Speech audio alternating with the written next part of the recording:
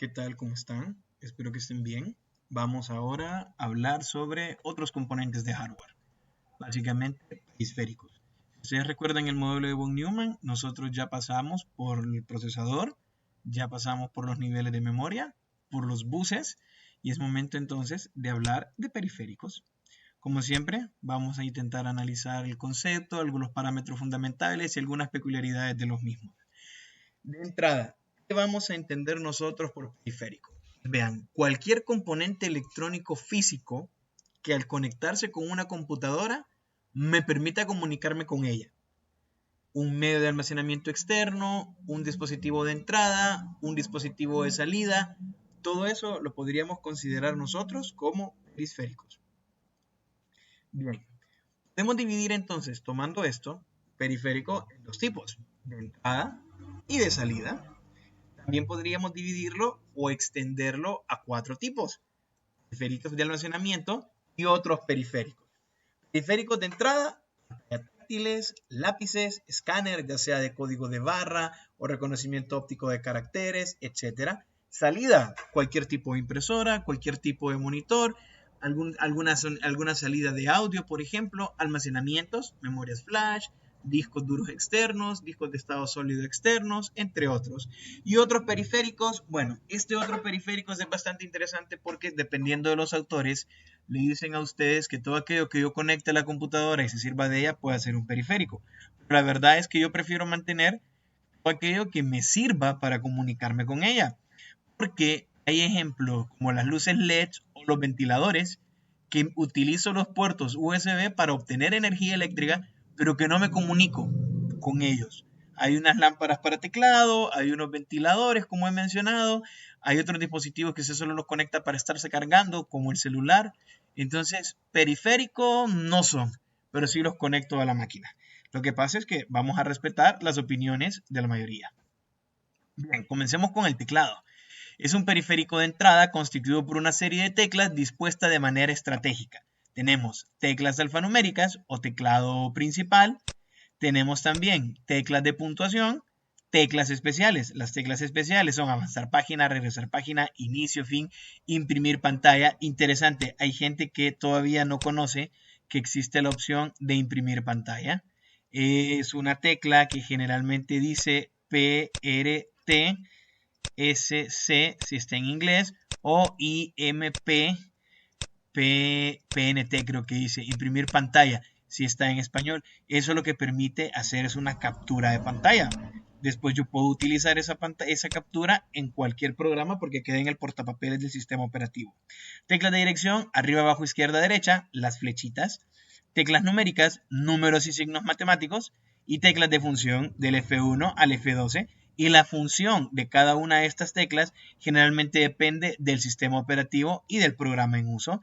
Entonces, nosotros podemos ver aquí las teclas de función, imprimir pantalla, las teclas de dirección, las teclas numéricas, teclas alfanuméricas. El teclado se conecta generalmente por un puerto USB, o ese es el que ustedes conocen. Anteriormente nosotros lo conectamos por puertos PS2.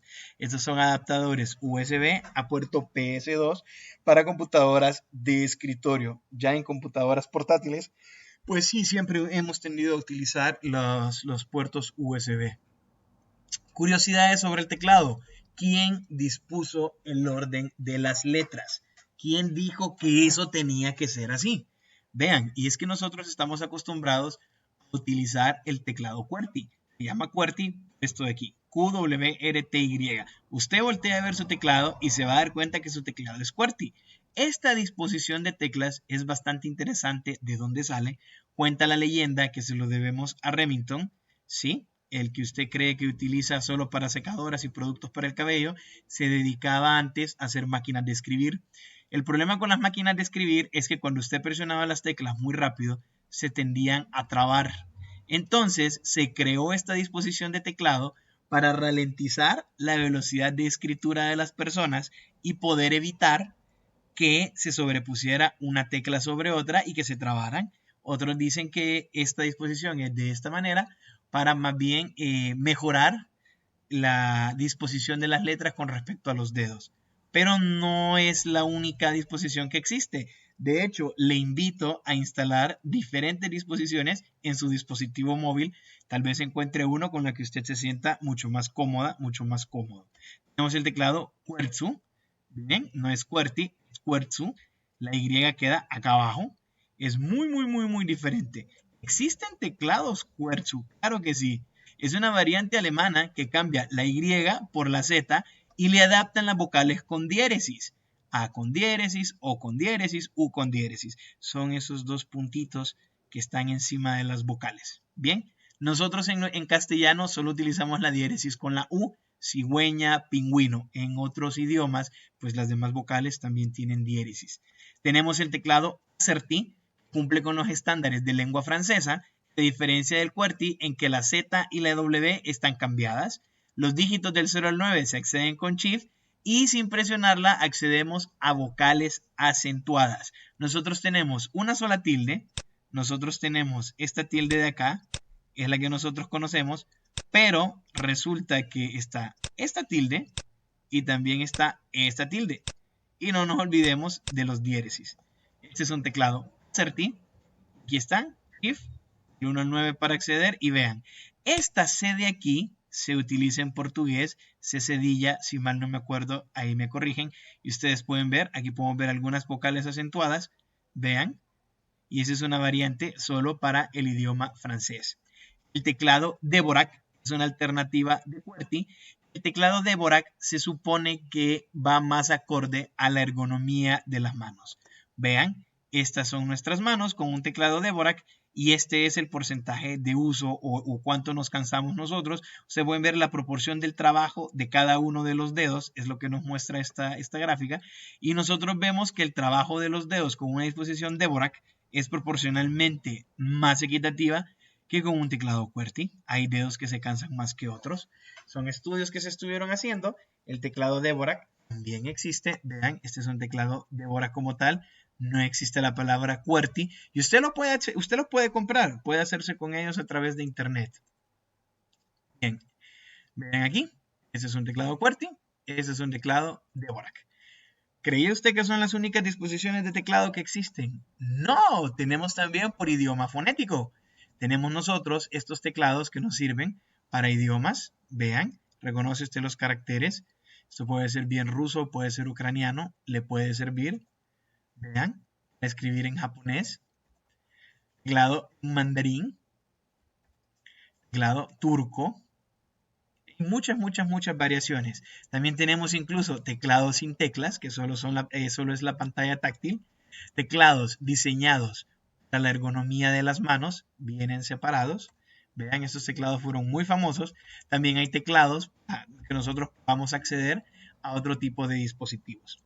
¿Qué me gustaría que usted recordara acá? Bueno, acuérdese, todo componente con capacidades de cómputo podríamos considerarlo una computadora que respeta la arquitectura de von Neumann. El teclado tiene su procesador, tiene su memoria, tiene sus buses de datos. Cuando yo presiono una tecla, se activa un código que es una serie de unos y ceros, códigos binarios, nosotros ya vimos eso, que esto se traduce al sistema, se envía al sistema operativo para que lo traduzca y me diga qué fue lo que yo presioné. Tenemos controladores del dispositivo, que es con el que funciona el hardware como tal, y tenemos driver, que es el que le dice al sistema operativo cómo debe comunicarse y cómo debe reconocer al periférico en cuestión. El ratón es muy útil el desplazamiento en entornos gráficos que permite desplazarse en la pantalla en todas las direcciones. Por eso también se conoce como dispositivo apuntador según algunos autores, al igual que los teclados era PS2, ahora es USB, pero también funcionó con los puertos de comunicación que más adelante les mostraré una imagen. Puede ser mecánico, está en desuso, el mouse mecánico contaba con una pelotita que me ayudaba para ver si me estaba moviendo a la izquierda, a la derecha o en cualquier diagonal. Y esa pelotita con esos engranajes me permitían transmitir el movimiento para que yo pudiera decir hacia dónde me estaba desplazando. Entonces yo me movía y así yo podía saber en la pantalla a dónde es que el usuario estaba apuntando. Los mouse ópticos utilizan láser para tomar miles de fotografías. ¿Cómo funciona esto? Yo tomo una foto, un instante de tiempo después tomo una segunda foto. Entonces, si la primera foto miraba la N completa y en la segunda foto solo miro la mitad de la N, significa que yo me desplacé para la izquierda.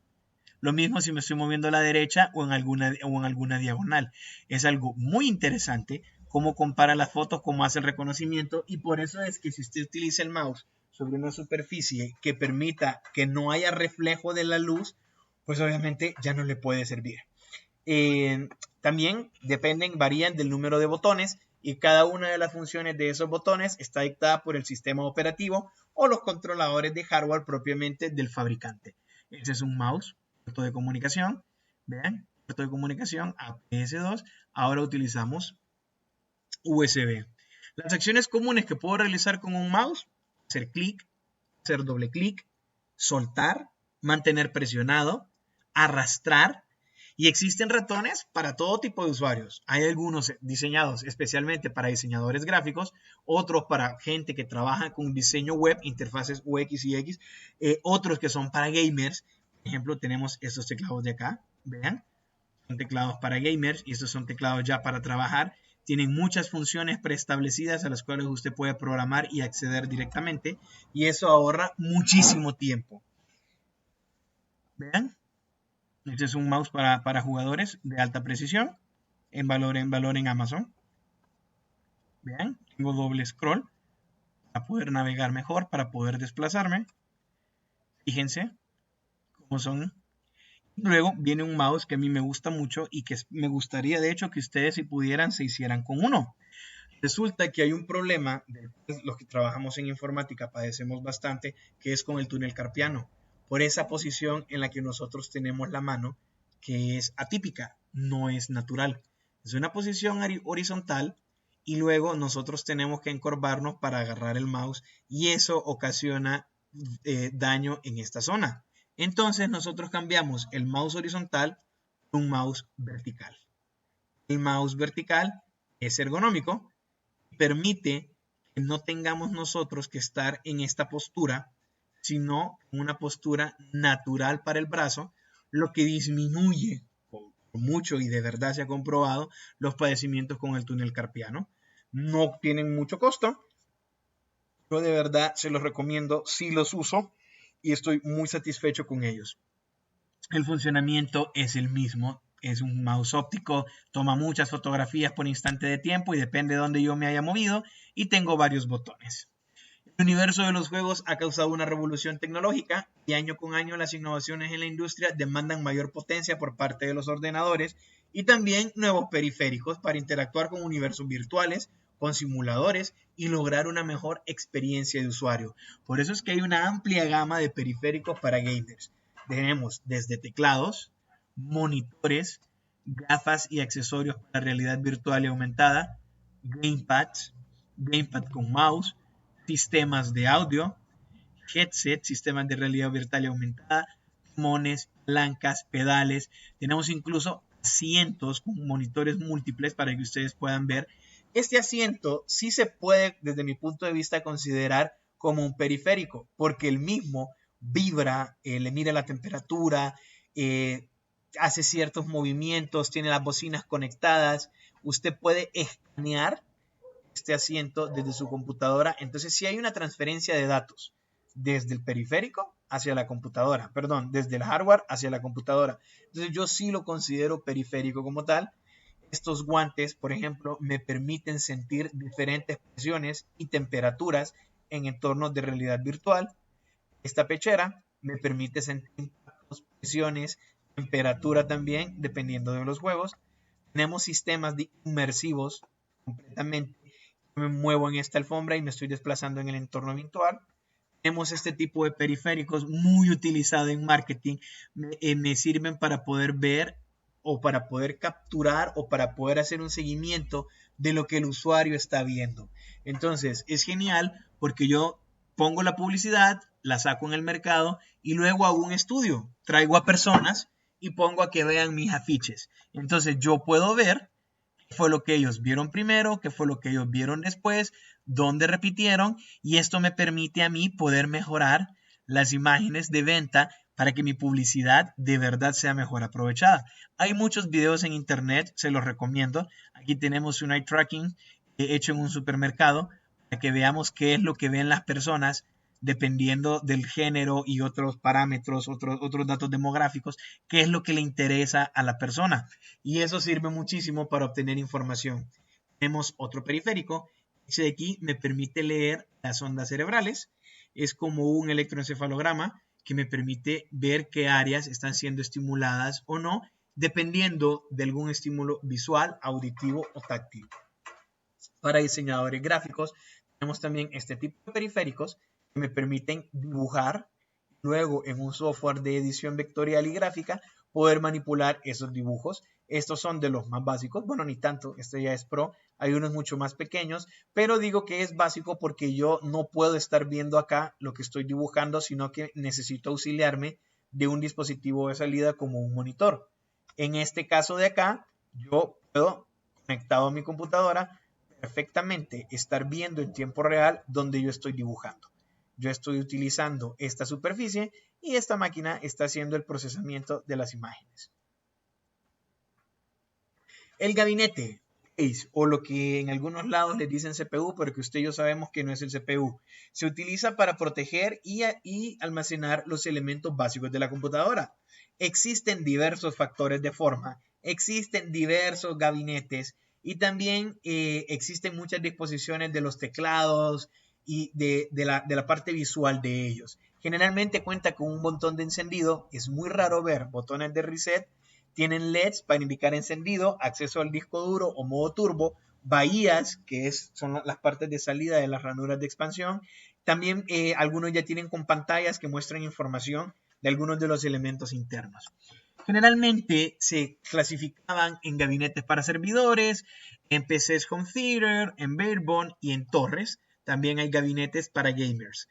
Actualmente, pues los factores de forma se han aumentado y hay una cantidad de gabinetes en el mercado increíble, tanto así que ha proliferado la práctica del modding o modding, ahí corrígenme, no sé cómo se pronuncia, que es la actividad de modificar estos gabinetes personalizándolos. Al inicio eran cosas muy artesanales e interesantes y ahora hay competencias internacionales sobre modding, tanto así que ya no solo estoy haciendo modding en PC de escritorio, sino que también estoy haciendo en laptop. ¿A qué me refiero?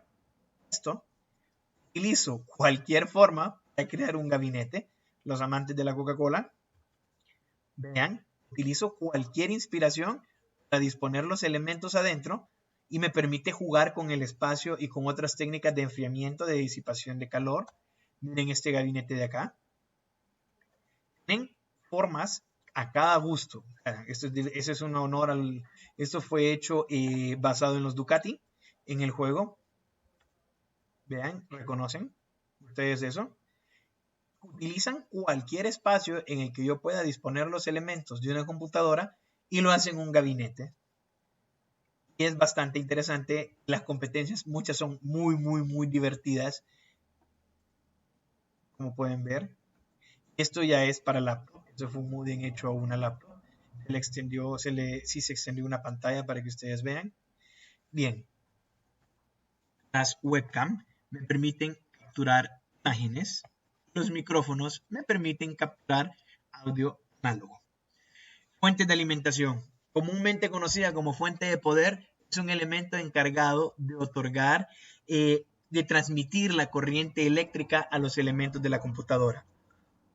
Es necesario establecer algunos conceptos físicos con la finalidad de entender mejor la función de una fuente de alimentación. Carga es la fuerza eléctrica que poseen los elementos y hay de dos tipos. Cargas iguales se repelen y cargas distintas se atraen. Protones y electrones. ¿Ok? Corriente es la denominación de un flujo de carga, propiamente cantidad de carga que pasa por un espacio en un momento dado. La corriente se mide en amperios y se calcula dividiendo el voltaje con la resistencia. No es necesario que se aprendan estas definiciones, están en internet, pero sí sería bueno que las manejaran, ¿no? Voltaje es el cambio de energía que experimenta una carga, potencial eléctrico de un circuito obtenido al empujar electrones a lo largo de un conductor. El voltaje lo mide en voltios y es el producto de la corriente por la resistencia. Finalmente, potencia es la energía que se transfiere en una unidad de tiempo. Se obtiene multiplicando voltaje por corriente y lo mido en joules o en watts. Tenemos fuentes de poder. Fuentes de poder generalmente tenemos genéricas o certificadas. Y esto tiene mucho que ver ya con el precio, la obsolescencia programada, también con la estética. Generalmente las genéricas vienen así y las certificadas es más ordenada. Solo conecto los cables que yo necesito para ahorrar espacio y para no tener esa maraña adentro del gabinete. Hay de muchos tipos, hay de muchos precios, pues eso ya depende de qué tanto quiere usted proteger sus equipos. Supresor o picos de voltaje, hablando de protección, es un dispositivo de desvío de energía que elimina los excesos de energía desviándolo para evitar daños en equipos sensibles a ciertos valores. El pico de voltaje es la amplitud máxima alcanzada por una corriente periódica. Un pico de voltaje puede dañar permanentemente un equipo o apagarlo momentáneamente. ¿A qué me refiero con eso? Amplitud es qué tan alto llega una onda. Esto es amplitud. ¿Qué tanto llego acá y qué tanto llego acá? Si usted tiene un dispositivo que funciona con 9 voltios, toda la energía usted necesita que sea constantemente 9 voltios. Acuérdese que usted tiene corriente directa y corriente alterna. Si un dispositivo funciona a 9 voltios, yo necesito que se le entregue 9 voltios. No que se le entregue 8.5, no que se le entregue 7, no que se le entregue 6, necesito que se le entregue 9. ¿Qué es lo que pasa? A veces, por propiedades físicas en las instalaciones eléctricas, suelen haber picos de voltaje. Pico de voltaje es precisamente esto. Yo no suelo pasar de un voltaje y de repente hay un pico. Esta elevación o esta disrupción de un pico de voltaje puede ocasionar que mi dispositivo se queme. Si mi dispositivo funciona a 9 voltios y yo le entrego menos de 9 voltios, no se va a quemar. Pero si yo le entrego más de 9 voltios, hasta ahí quedó mi dispositivo. Entonces, los supresores de picos de voltaje lo que hacen es que reciben estos picos y los desvían para que mi componente siempre reciba el máximo con el cual está destinado a trabajar. Hay muchos supresores de picos de voltaje, hay muchos fabricantes y también la obsolescencia programada y la calidad depende de ellos. Se conocen como reguladores de tensión. Es un supresor de voltaje que estabiliza de manera eficiente para entregarle un dispositivo de manera segura, sin picos ni ruido. Básicamente, un regulador de voltaje puede prevenir daños, porque sirve para proteger cualquier tipo de equipo electrónico, no solamente computadoras. Tiene un fusible de autoprotección que al recibir un impacto eléctrico demasiado grande se quema. O sea, este es mi dispositivo. ¿Ok? Mi dispositivo funciona, digamos que a 12 voltios. Luego yo tengo un regulador de voltaje con un supresor de picos y aquí viene la energía eléctrica que me entrega mi empresa de energía.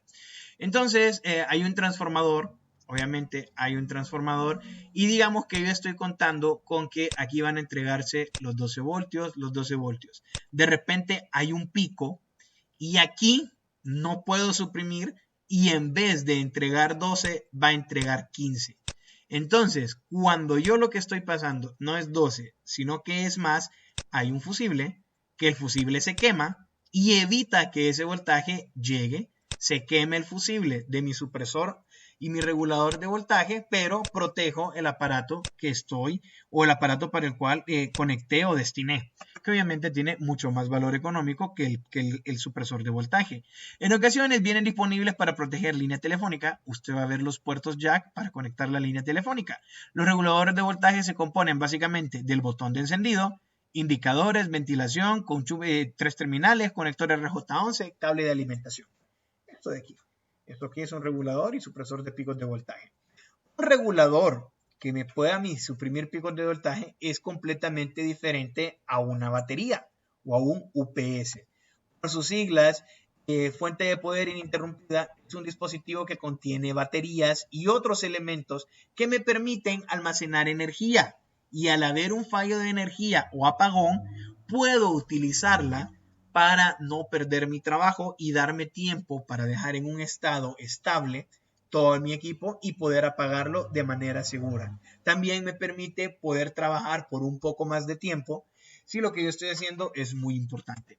Así es como luce un UPS. Son muy pesados porque los capacitores que tienen, las baterías que tienen son muy pesadas y tienen de diferentes marcas, calidad, precio, periféricos, cantidad de dispositivos que puedo conectar. Por la parte de atrás hay unos que dice que sí están conectados a las baterías y otros que solamente están conectados a los supresores de picos de voltaje. ¿Se acuerdan de los periféricos que yo les mencioné? Yo no considero periféricos como tal. Aquí hay un ejemplo, un ventilador USB, otro ventilador USB al cual yo le programo la hora, puedo estar viendo la hora, una lámpara LED a mi teclado cuando estoy trabajando en condiciones de poca luz. Eso fue genial. Eso sí lo considero un periférico y lo que tiene almacenado es el código binario de la tecla Enter. Yo conocía una persona que siempre que escribía y le tocaba dar Enter, impactaba el teclado. Y siempre tuve miedo, o sea, me iba a arruinar mi laptop. ¿Y qué es lo que pasaba? Que se frustraba, se emocionaba y el Enter, y apretaba el Enter, y apretaba el Enter muy duro. Años más adelante veo esta genial idea en Kickstarter. Resulta que no solo yo tenía ese problema con las personas y hay personas que lo padecían y se le ocurrió lanzar esto al mercado. Usted lo conecta y cuando se enoja, en vez de apretar duro el Enter, le pega a esta almohadilla que lo que transmite es un Enter. Con esto terminamos esta parte de periféricos, supresores de voltajes, de picos, baterías. Ya saben que cualquier duda estoy a su entera disposición.